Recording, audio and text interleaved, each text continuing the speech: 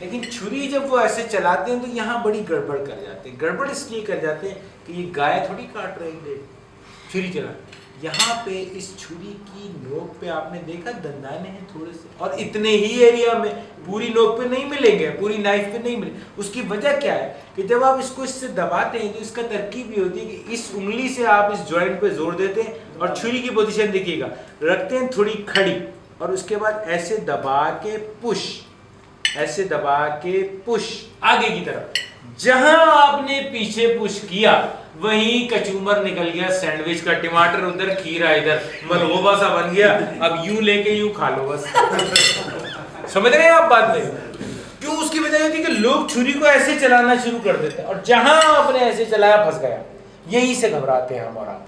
तो बेहतरीन तरकीब ये कि पहले आप ये रखें और इसके बाद टक टक टक, बहुत सुकून से, और तसल्ली कर लें कि कम बहुत अलग हो गया है ना, कीचड़पना तो नहीं हो रहा। जब अलग हो गया, देखें अब इसके दो तरीके। अमेरिकन तरीका ये है कि आप लेफ्ट हैंड से ही खाएंगे, ये ब्रिटिश तरीका, सॉरी, जो ओरिजिनल तरीका है। वो कहते हैं कि अंग्रेज बनो तो बेटा पूरे बनो, फिर ये लेफ्ट हैंड में फोक है तो आप इसी से खाएंगे। लेकिन अमेरिकन तरीका ये है कि आप इसको काट लीजिए, काटने के बाद आप यहाँ आप अपनी नाइफ रखिए और सीधे हाथ में फोक लेके आप सीधे हाथ से खा सकते हैं। क्लियर नहीं आता? अच्छा, दूसरी चीज़ ये कि फोक को कभी भी चावल जैसी चीज़ होती है ना, तो इसको उल्टा रख के ना नाइफ को इस पर पुश करने के लिए इस्तेमाल करते हैं। और हमेशा जब भी अगर आप फॉर एग्जांपल स्पून इस्तेमाल करें तो देखिए, हमारे पास आपने अक्सर देखा बहुत से लोग खाना खाते हैं तो बड़ी ऐसी आवाज़ें आ रही होती हैं।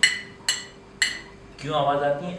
कि वो स्पून का जो कर्व है उसको तो इस्तेमाल ही नहीं करते ना, वो तो धार को इस्तेमाल करते। टाक टाक टाक, कर्व को इस्तेमाल करेंगे तो बहुत कम चांसेस होते हैं। तो खाली प्लेट तो फिर भी कुछ आ रही है, लेकिन आप समझ रहे हैं कि ये आवाज़ सुने जरा, ये आवाज़ और इस आवाज़ में फ़र्क है। ये लग रही है आपको, ये नहीं लग रही। ठीक है, क्लियर है? तो ये स्पून। और जब भी आप सूप पी रहे हैं, हमेशा याद रखिएगा, तो सूप में हमेशा क्या करते हैं, सूप बॉल है यार कम, कोई बात नहीं, सूप आप पी रहे हैं ना, तो हमेशा लोग क्या करते हैं, सूप ऐसे पीते हैं। 99% लोग सूप ऐसे ही पीते हैं। आपने ऐसे डाला, ऐसे पीते हैं, ऐसे पीते हैं, उल्टा पीते हैं हम लोग। सूप हमेशा अंदर से बाहर पिया जाता है। आपने ऐसे लिया, ऐसे लिया, समझ रहे हैं आप? ऐसे नहीं करेंगे, क्योंकि खास तौर से चिकन कॉर्न सूप या टमाटो सूप में रेशे लटकते हैं, और जब आप ऐसे करते हैं तो ये जो, और ये शर्ट पे जो टपकते हैं, ये इसलिए टपकते हैं कि हम सूप उल्टा पी रहे हैं। अब ऐसे भी देखिए, अब आप सुने, गौर करें, कॉमन सेंस समझे इसको। अगर मैं अंदर से बाहर करता हूँ और कोई रेशा लटकता भी है तो वो रेशा यहाँ लटकेगा, और जब मैं मुंह के करीब ला के चमचे को ऐसे करूंगा तो वो रेशा यहाँ लटकेगा, यहाँ लटक के मेरे यहाँ नहीं चिपक सकता। समझ रहे हैं आप? और जब मुंह में गया चमचा तो वो रेशा साथ में अंदर चला गया। तो ये तरकीब है। मुख्तसरन मैंने आप लोग आगे कुछ चीज़ें ज़रा आपकी इस हवाले से बतानी चलनी चाहिए।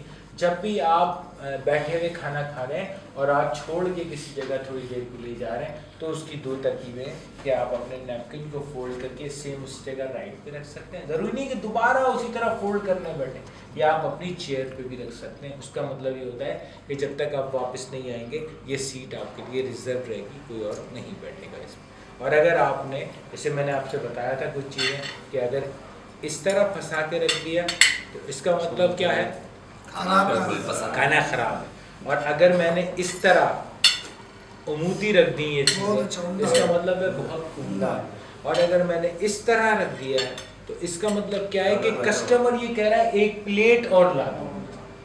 ठीक है जी, क्लियर है ये बात? और अगर मैंने फोक ऐसे रख के और नाइफ ऐसे रख दिए, इसका मतलब है कि रेस्ट पोजीशन पे हूँ, प्लेट उठाना नहीं, अभी मैं आ रहा हूँ, फोन सुन रहा हूँ, वॉशरूम गया, कुछ भी किया। और अगर मैंने 10:20 बजा दिए तो इसका क्या मतलब होगा, फिनिश पोजीशन आप। ठीक है जी, thank you very much all of you.